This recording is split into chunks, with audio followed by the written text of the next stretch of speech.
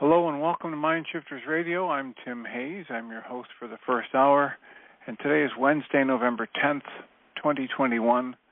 It's the 314th day of the year, and as always, we're grateful to everyone who's joining us here today, whether you're listening live or through the archives, as we spend another couple of hours teaching and supporting people in using some of the most powerful, effective, efficient, and accessible tools I've ever encountered in my over 47 years of doing therapy.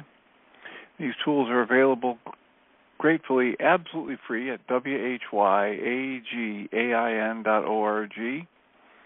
If you go to that website and click on the Start Here link in the upper left-hand corner, it'll take you to a page where you can download and read Chapter 24 of Dr. Michael Rice's book. His book is titled, Why Is This Happening to Me Again? And that chapter of that book contains a narrative description of the primary tool in this work. That tool is called the Reality Management Worksheet, sometimes called the Reality Management Wake-Up Sheet. And it's a tool I've been using to great effect for over 17 years to improve the quality of my life and most of my relationships, and to turn the experience of any negative emotional energy into part of the infallible guidance system that each of us has been gifted. That actual tool is also available absolutely free. You can download a PDF file, print it off, and use it as often as you'd like. You can also download a whole host of audio files of shows just like this one that contain the audio of someone being stepped through that worksheet process or giving testimonial about how positively the use of the tool has impacted their lives. You can also go to your app store and type in the three words Heartland Aramaic Forgiveness. And before you're done typing the word forgiveness, you'll see the glowing heart icon. If you tap on that, it'll let you download a completely free and private app that contains the Reality Management Worksheet, an abbreviated version of that worksheet process, and a copy of the Dragon Klingon game, which is a wonderful way to introduce these tools to even younger audiences. So we encourage people to do that soon and often, put the tools to use, because that is likely to provoke comments or questions or testimonials, and if you have any of those to offer, give us a call at 563-999-3581. Call that number and press 1, and it'll put a question mark by your phone number, and I'll announce you by your area code. Alternatively, you can send us an email at tjh@mindshifters-academy.org, or you can send Jeannie an email at jeanie@whyagain.org, whyagain.org. We're also doing the Course in Miracles workbook lessons this year, and today is the 314th day of the year, and today's lesson simply reads, I seek a future different from the past. The commentary says, from new perception of the world, there comes a future very different from the past. The future now is recognized as but an extension of the present. Past mistakes can cast no shadows on the future, so that fear has lost its idols and its images, and being formless, it has no effects. Death will not claim the future now, for life is now its goal, and all the needed means are happily provided. Who can grieve or suffer when the present has been freed, extending its security and peace into a quiet future filled with joy? Creator, we were mistaken in the past and chose to use the present, and we choose to use the present to be free. Now do we leave the future in your hands, leaving behind all past mistakes? Ensure that you will keep your present promises and guide the future in their holy light. Pam Grout, in her Course in Miracles experiment book, titles Lesson 334, I Vote for Love. She quotes the Course in Miracles when it says, use the present to be free. Pam writes, Lesson 314, I seek a future different from the past, gives me an opportunity to see reality from a different angle. The past tells me, oh no, we're in trouble. But what if that's not true? What if it's only the judgments I've imposed that create a potentially scary future? If it's true that we live in an intelligent, benevolent, and connected universe, and she writes, and I have ample proof that we do, she says, I might as well relax, trust there's something a whole lot bigger going on. And when I come from a place of possibility, when there's peace in the planet of my own mind, change happens without my input. So, when I relax and trust there's something a whole lot bigger going on, I come from a place of possibility. And then there's peace in the planet of my mind, and change happens without my input. So that's our Course in Miracles workbook lesson and Pam Grout's commentary from Course in Miracles Experiment on Lesson 314. And as usual, we have about 50 minutes to talk. We have, it's interesting, I pulled up a story to share, and the story has fear as the target, and here's a lesson saying, we create a fear of the future based on judgments we accumulated from the past. So the synchronicity is pretty striking. The story I wanted to share was relayed in one of the Pema Chodron books that I've been reading. And it's the story of a student warrior. And the teacher said to the student warrior, you must do battle with fear. The student did not want to, but she finally agreed. She approached fear and bowed 3 times and asked, may I have permission to do battle with you? Fear replied with gratitude for the respect being shown. And then the student warrior asked, how can I defeat you? And fear replied, my weapons are that I talk fast and get very close to your face. Then you get completely unnerved and do whatever I say. If you don't do what I tell you, I have no power. You can listen to me and have respect for me. You can even be convinced by me. But if you don't do what I say, I have no power. In that way, the student warrior learned how to defeat fear.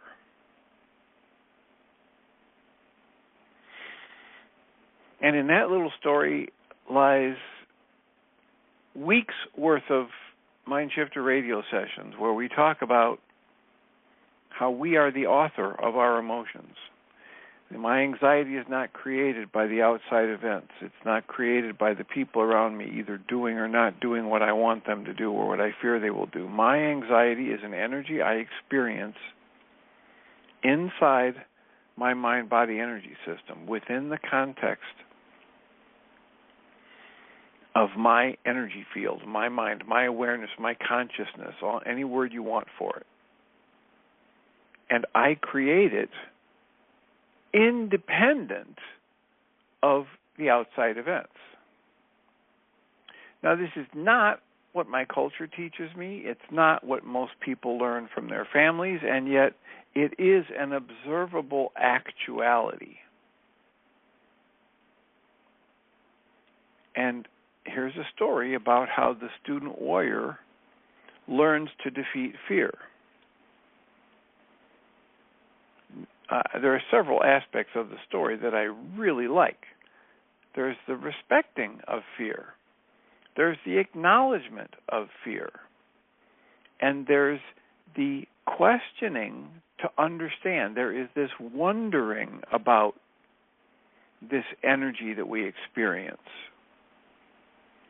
And in the questioning, in the wondering, in the examining close up, we learn that fear has no power over us unless we do what it says.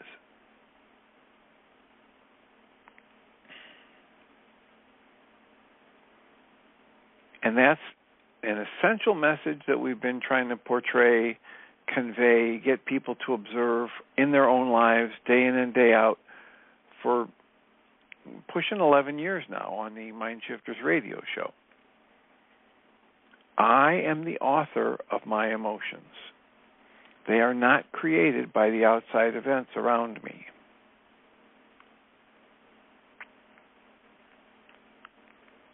Guy Finley says, fear will never tell you what to do to be rid of fear. Fear will only tell you what to do so that it is certain that fear runs your life yet another day. And that's the message in this story. Unless I do what fear tells me, fear has no power in my life.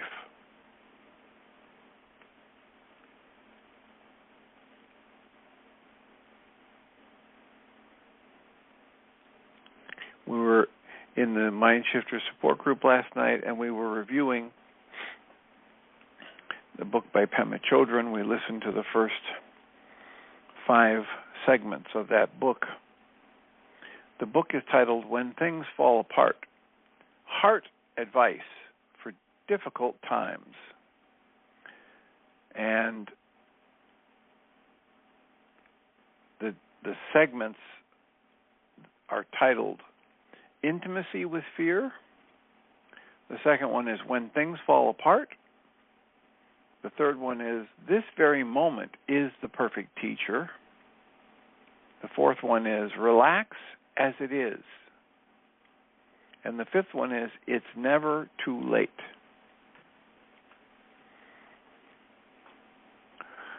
And I believe that story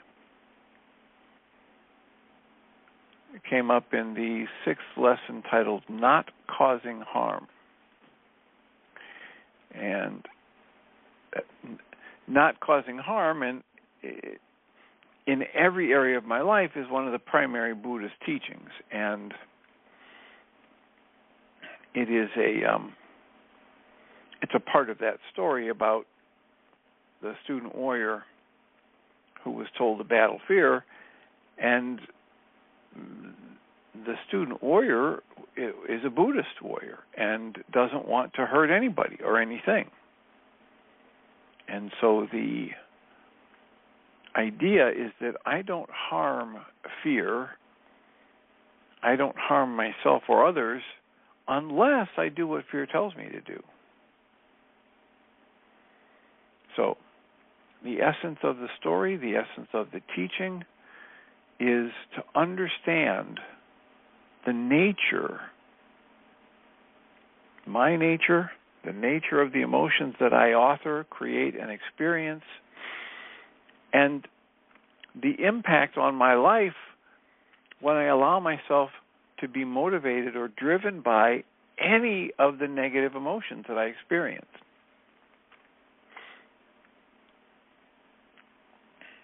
So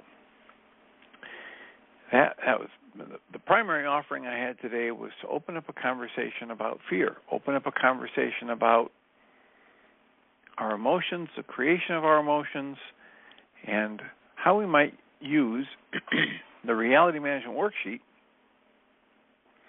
to turn any negative emotional state that I experience into a productive, constructive part of the internal guidance system that every one of us has access to.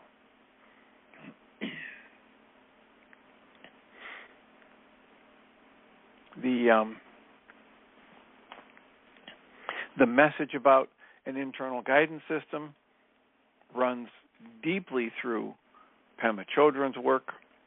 In the Course in Miracles, they refer to it as the Holy Spirit. In Pam Grout's work, she calls it the Holy S or the Dude.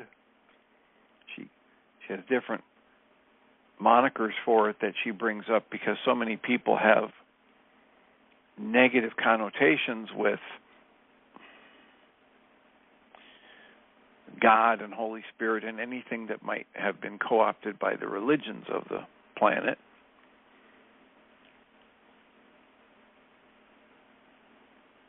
If you just think about it in terms of an inner knowing, your unconscious, your spirit guide, your higher self, your insight and intuition, creativity, name it what you will, it is always available.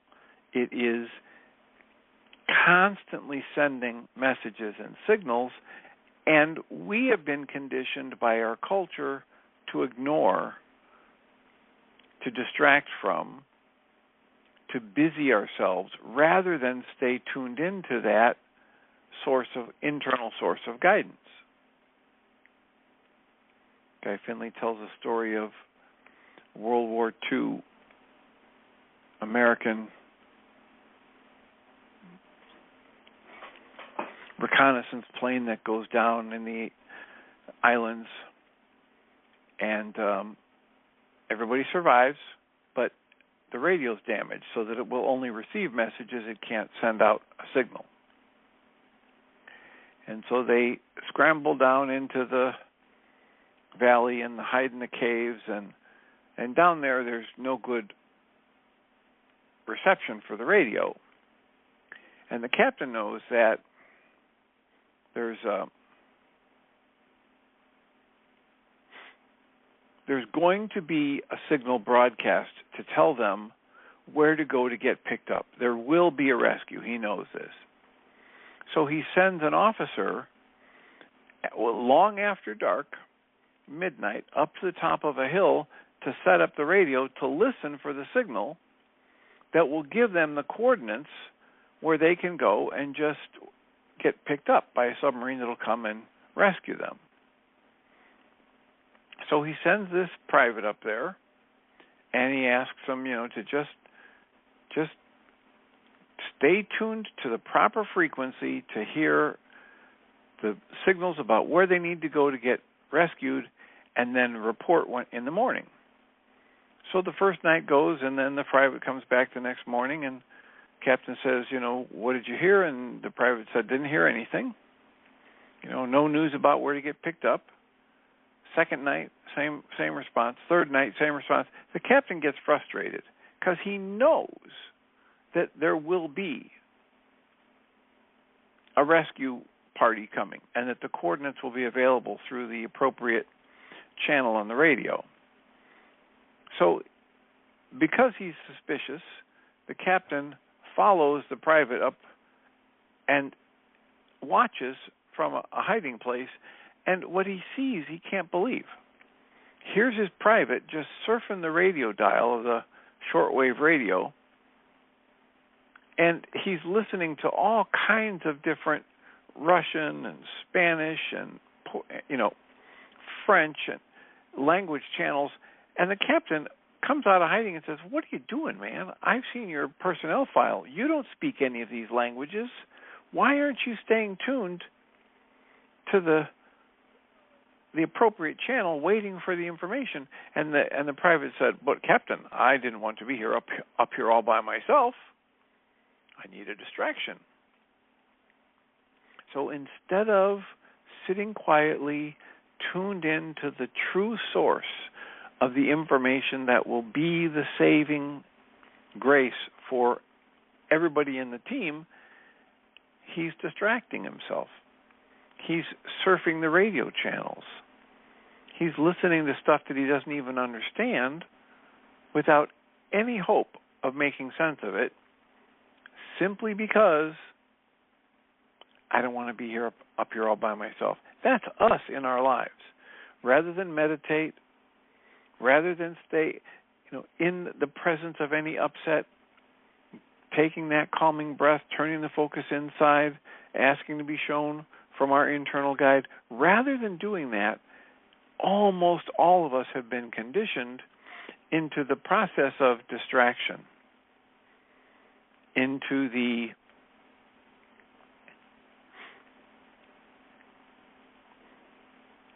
what some would call the abyss, what others would call, the mindless chatter.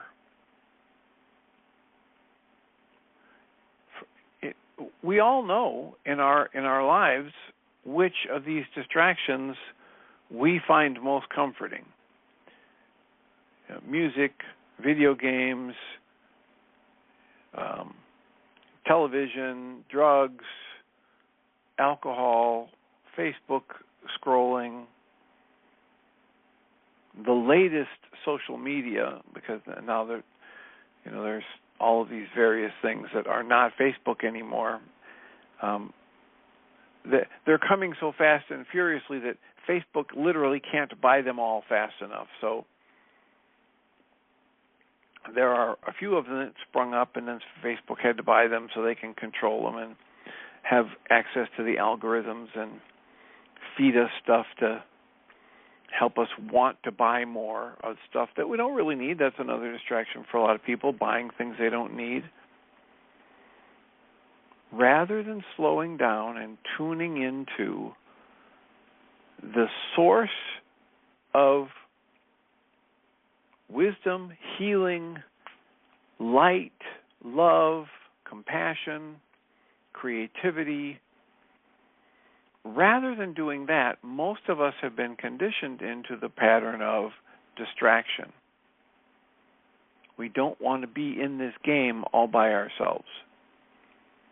So we get distracted. And we stay busy.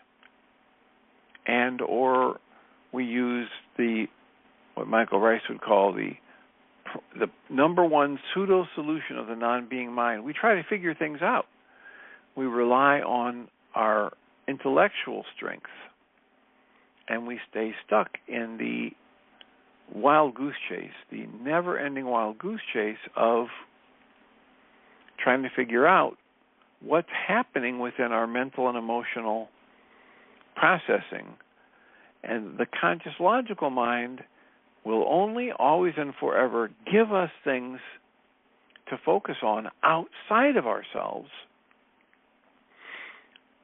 and show us pictures that indicate that thing that it is showing us outside of ourselves is responsible for our pain, our fear, our sadness, our upset, our insecurity. It's never been the case, and yet our minds will constantly show us pictures trying to convince us that that is the case. Most of us are far more competent, far more able to connect with insight, intuition, creativity, and love than we know. And we don't know, or we don't figure it out because there's a discomfort we would have to overcome in order to have that experience. What's the discomfort rooted in? Breaking the habit that we've been conditioned into. We have habits of thought that we've been conditioned into, and that's all they are. And because they feel so comfortable, because they're so well practiced, we have this addiction to the familiar. And so we're going to have to be willing to experience the discomfort. Dale Allen Hoffman is fond of talking about how he has, on a regular basis, he'll have people come to him and they will say, I really want to take my spirituality and my spiritual work to the next level. What should I do? And Dale will say, well, there are several steps. The first one is you need to go home and go into your bedroom and turn out all the lights, turn off all the distractions, no incense, no meditation pillows, no mantras, no New Age music to facilitate the meditative process, just go into your room and be alone in the dark for a solid 2 hours. It might be 3 or 4, but it would be tough enough for most people to do that and just have the 2 hours.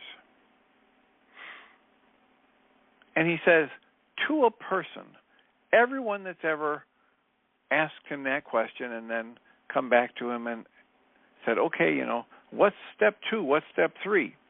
He asks them, well, did you do step 1? Did you go into your bedroom with no distractions whatsoever and sit in the dark for 2 hours? And he reports that to a person, no one does it. And so then he says, well, why do you want to know what step 2 and step 3 are? Because if you haven't done step 1, you can do step 2 and step 3, and it won't produce any fruit. The ability to understand why we run from our own internal guidance is one of the primary first steps in spiritual growth. And people can go off into a cave and meditate for years, but if they're internally running from their own reasons for tapping into their internal guidance, they won't make the progress that they say they crave to make. You have within you direct access to the same spiritual truth, the same absolute truths of life that every spiritual teacher that you've ever looked up to or admired or found interesting, that every other person on the planet has access to. The blockages to that are internal. And that's what so many of these spiritual teachings are trying to get us to understand. Notice, if I feel upset about something, I don't do a worksheet on the other person. I do a worksheet on my upset. If I have anger in me and my mind is showing me a picture of how I'm only angry because Larry did this and Larry didn't do that, and I go and I talk to somebody who teaches the emotional freedom technique tapping, they don't instruct me to go tap on Larry. They instruct me to tap on my own mind-body energy system. It's a reminder, it's a nonverbal reminder when I do EFT tapping that the anger, the fear, the sadness, the hurt, the guilt, the shame, the frustration, the sense of inadequacy that I feel, it's in here because I'm tapping on my body, my face, my fingertips, my body energy points. It's a nonverbal reminder that the disruption I'm experiencing is in here. And everything that wants to distract me from that internal process is one of the primary first things I need to become aware of in order to make any progress in my spiritual growth.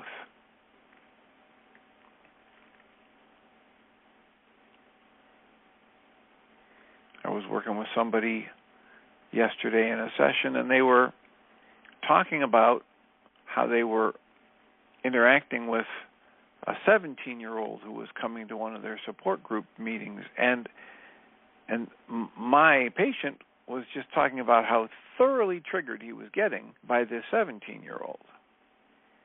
And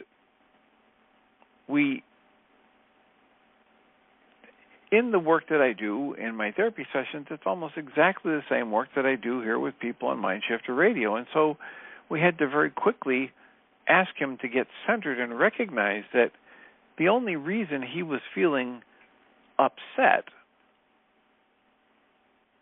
is because he was still judging himself negatively for doing the same or similar things that the 17-year-old was doing. And fortunately for my patient and his own work, he's willing to look at that. He has seen it numerous times before, and he's willing to continue to look at it as a source of his upset because he's committed to actually resolving his upset. It's one of the bottom line observations that is stated this way: I will never be upset about anything anybody else ever says or does or doesn't do that I think they should, unless I'm still somehow judging myself negatively for doing the same or similar thing. Just take a minute, take a breath, and let that sink in.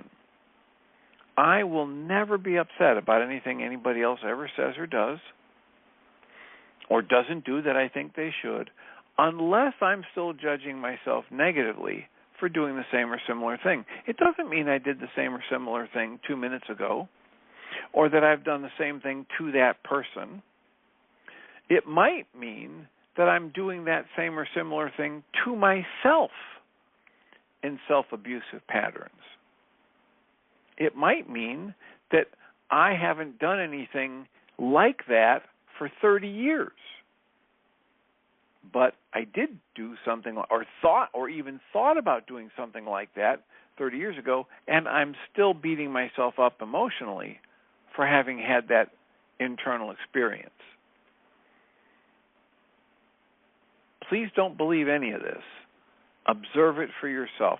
The next time you're upset and you go to do a worksheet or you do some EFT tapping and it doesn't get resolved quickly and easily, ask yourself to list what are the traits, what are the behaviors or traits that the person that you think you're upset about is exhibiting. How would you describe your upset? Or how would you describe what they're doing that your mind is telling you is causing your upset? Are they being impatient? Are they being rude? Are they being dishonest? Are they being disingenuous? Are they being duplicitous, two-faced? Are they betraying a confidence? Are they stealing something that doesn't belong to them? When you stumble across, as you list those traits or behaviors, and you stumble across the specific trait or aspect that is triggering to you, your emotions will resonate. You'll feel it. And all you need to do is take a breath and ask yourself, okay, when in the recent or distant past have I done this behavior or exhibited this trait that I am still judging myself negatively for? If you breathe, if you soften, if you allow, something will likely come to mind, especially if you were able to identify the thing that holds the most emotional intensity for you in the present situation of what your mind is showing you about the other person. And then all you need to do is do your EFT tapping on your negative judgment of yourself, or you need to do the Michael Rice Reality Management Worksheet on this memory you have of a time in the past, whether you were a teenager or in single digits or whether it was 5 years ago. You do the worksheet on the time that you were doing the very thing that your mind is telling you you're upset with this other person for, and you will have resolution far quicker than any worksheets you do where the other person is labeled as the trigger or the cause of your upset. It is only, always, and forever an inside job. You are the author of your emotions, just like everyone else authors their emotions. You have access within you to the internal guidance to help you resolve any negative emotional state.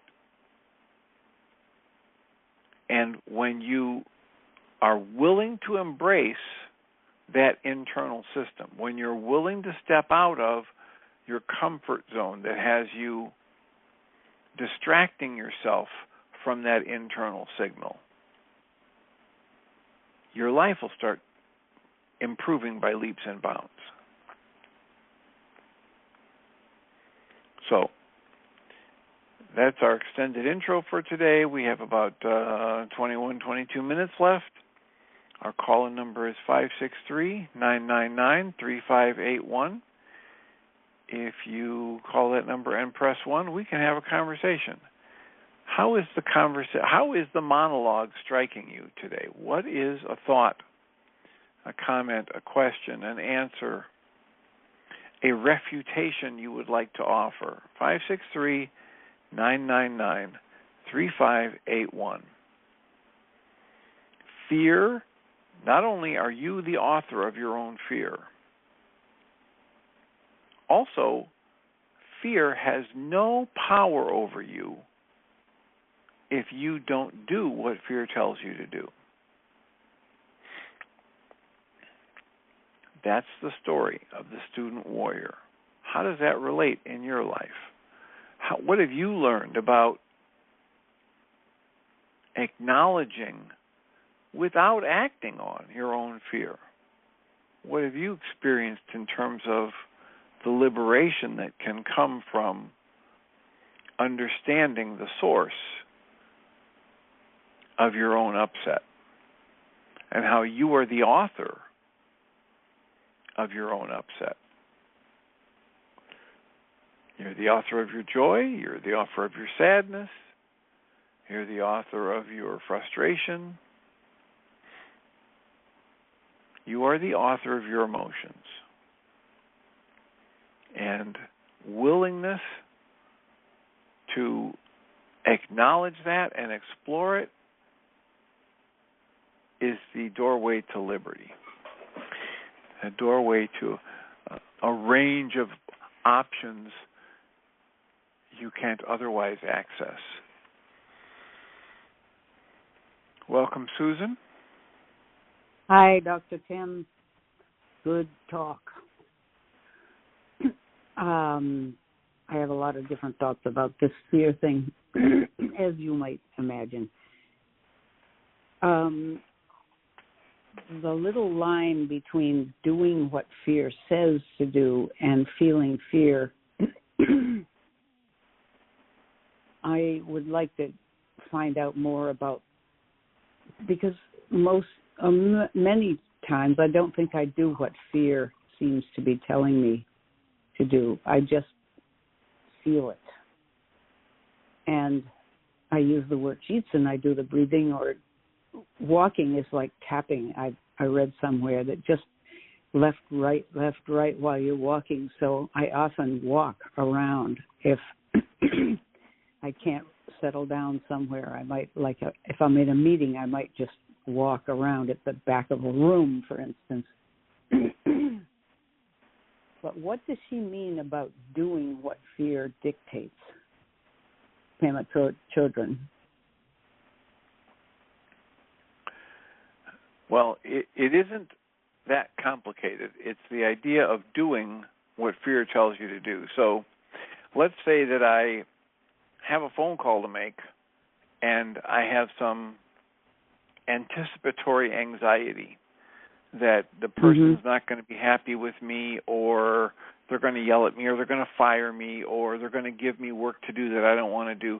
So I don't make the phone call. That's listening to what fear tells me to do. Yeah.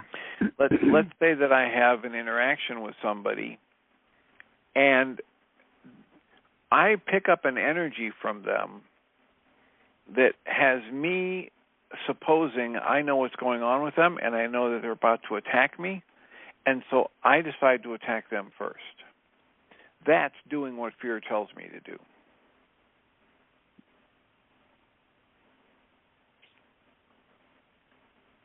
Do you need other examples? Yeah.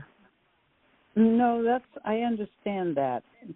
So I bet a lot of us know not to act on the fear or to push through it. For instance, the phone call. I might just say, oh boy, my fear voice is talking. I'm going to make that call anyway. Everything will be all right. And go ahead and make the call. But very often, fear just shows up as a feeling, a rush, a dark thing. It's even like a mindset or a climate that I live in. I am so in the habit of just having fear be the thing before I recognize what I'm doing. And then the tools help, consciousness of it helps, allowing it to be there for a moment because I know it's a false thing, or I hope I know it's a false thing, and there may be a lot of something to look at right in there. Maybe I don't know it's false. I don't think I act on maybe I do. I don't think I act on my fear. I just feel it. And then have to deal with it one way or another. And it's just habit. Well, remember the story. The student warrior that is being told by her mentor that she needs to do battle with fear. And she doesn't want to, but she finally agrees. So she approaches fear and bows 3 times. And then she asks, "May I have permission to do battle with you?" So there are several things about this story that I resonate with. One is I respect fear. Fear as an energy in my system provides good information. I want to respect it. I want to pay attention to it. I also want to understand that I'm creating it. It's not being created by something outside of me. So may I have permission to do battle with you? Fear is grateful for the respect being shown.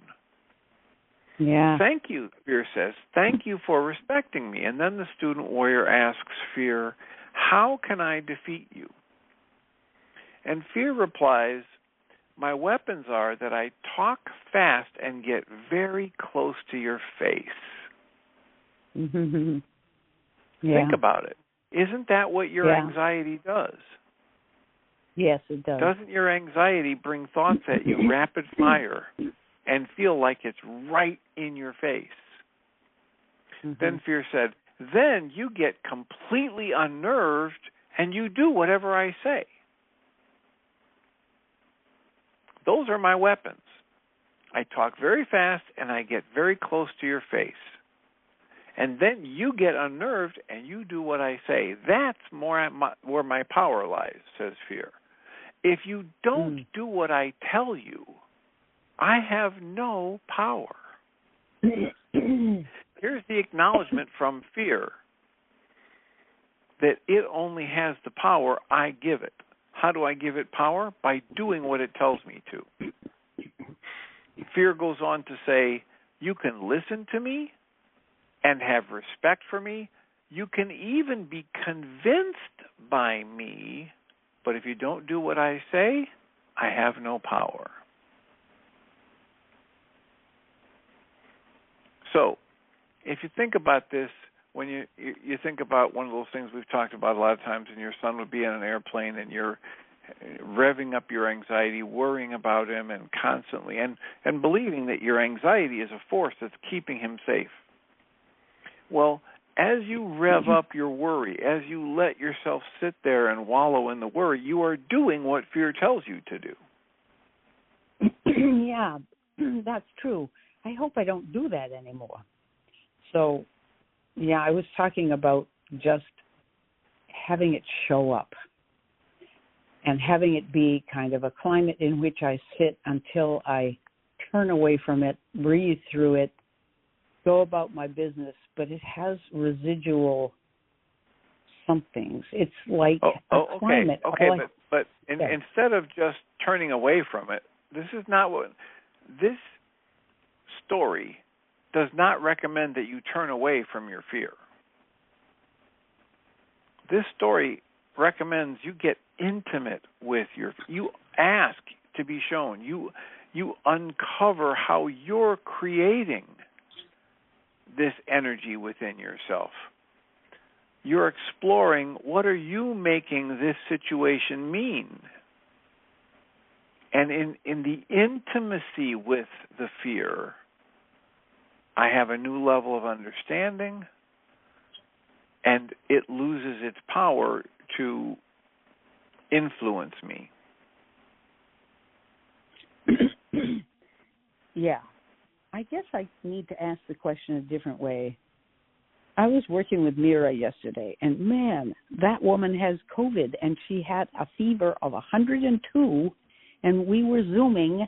She was Zooming from her bed, and yet she wanted to go ahead and have our session, which just absolutely blew my mind.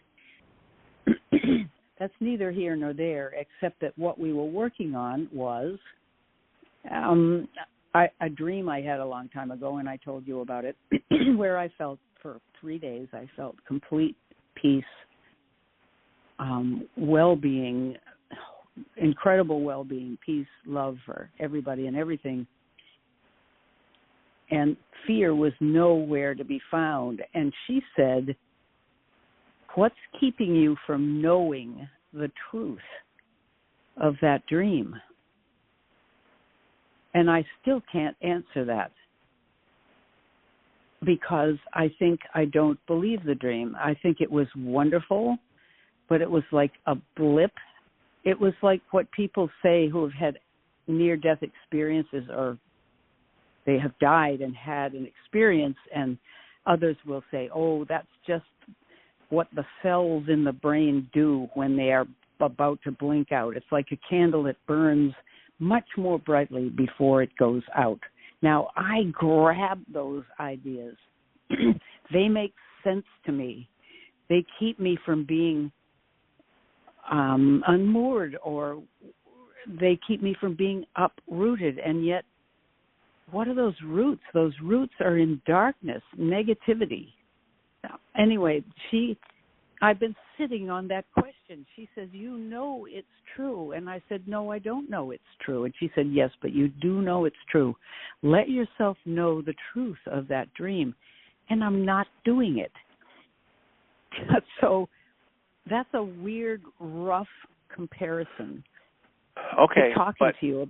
All right. Yeah. But now what's coming up for me is, in listening to you say that, is what we were doing with Ellen a while back, not very long ago. Okay.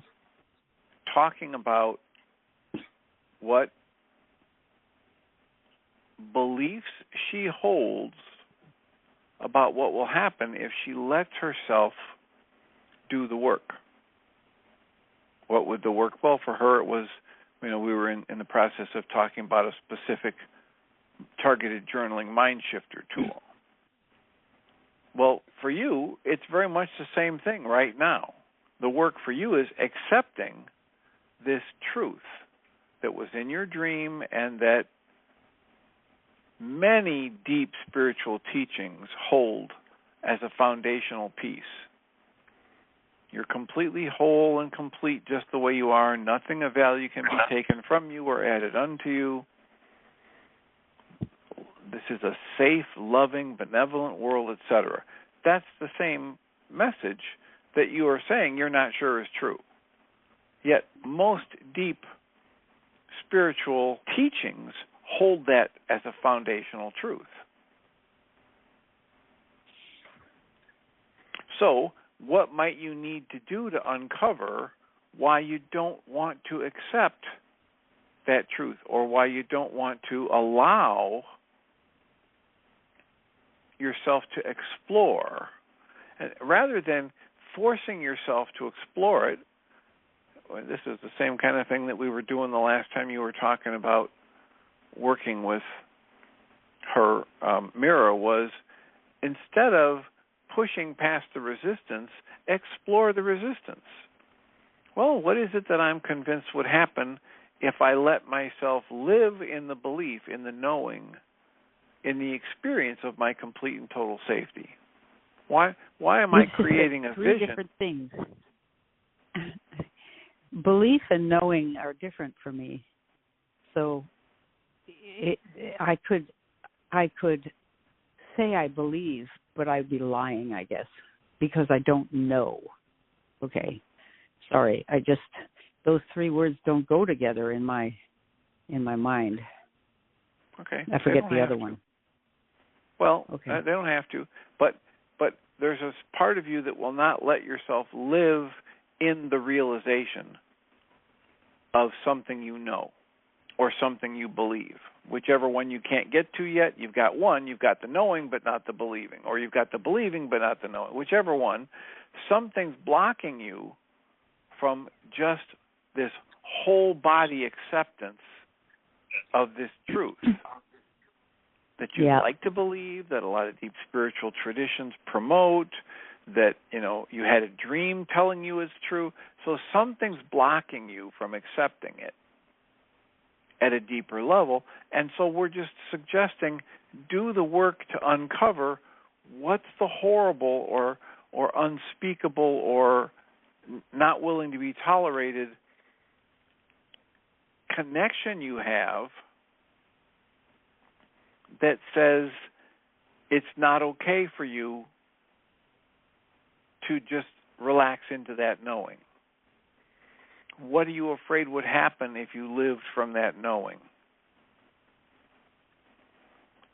or from that belief, etc.? And you're not going to get to that in this call. You're going to need to do the mind shifter or the meditation or the EFT tapping with worksheets. There's a part of your mind that says, it's not okay, it's not safe for me, it's not safe for others, for me to know this is true, to believe it is true, to live from the realization of this truth. There's a part of your mind that says you need to live in fear. And there's another definition for doing what fear tells you to do, and that is just living in the fear. Okay, good connection. Without exploring it, without understanding, wait a minute, how am I actually the author of this energy and experience in my life in this moment?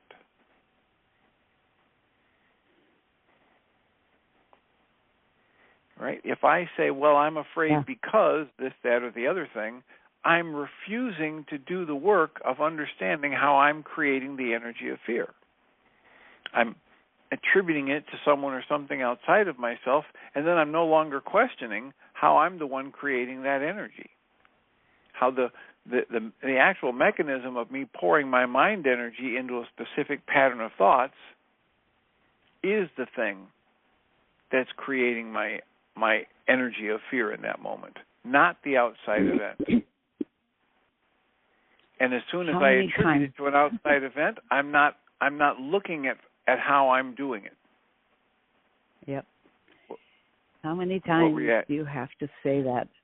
That's what I was going to ask, is you say this and you say this and you say this, and you've got to say it because I am not trust that maybe other people aren't getting it either. I totally understand about nothing outside me can cause my upset, and yet I'm still doing it. So thank you. I mean, you've just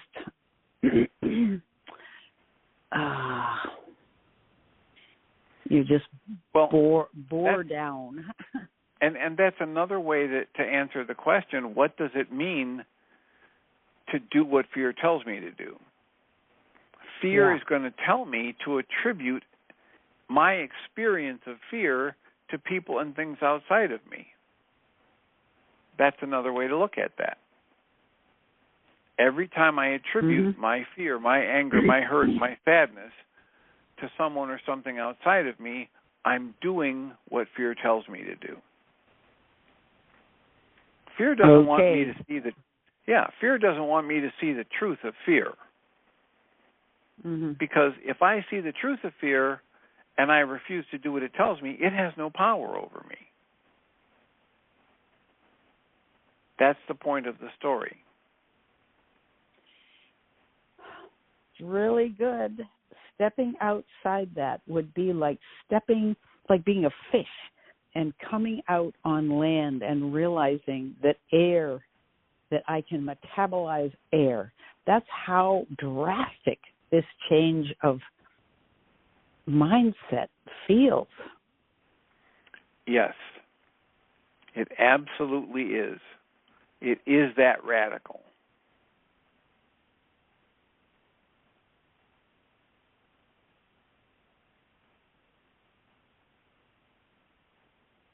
and that's why, because it is so radical and so fundamental, why your mind wants to keep wrestling with it and saying, well, but wait a minute, how am I doing what fear tells me? And I'm not doing what fear tells me, and I'll rationalize dozens of ways that I'm not doing what fear tells me. And yet, every time I attribute my experience of fear to someone or something outside of me, I'm doing exactly what fear tells me to do. Yeah.